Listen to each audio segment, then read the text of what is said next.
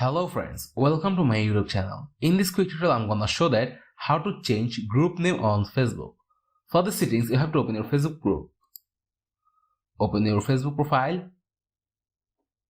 After opening your Facebook profile, you can see here group icon.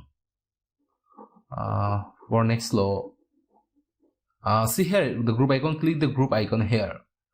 After clicking group icon here, you can see your group you manage. Click on your group. And here you can see many options. Scroll down here and click the group settings icon. After clicking group settings icon, you can see many options, and again click the group settings option,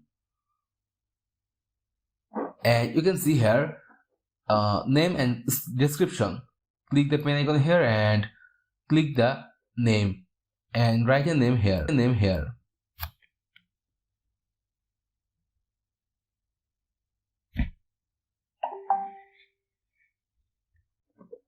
Then click to save icon here.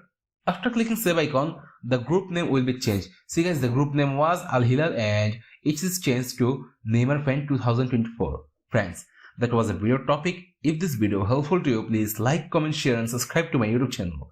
And press the bell icon for getting new videos notification. I will come with another new exciting video. Till then, take care. Bye bye my dear friends.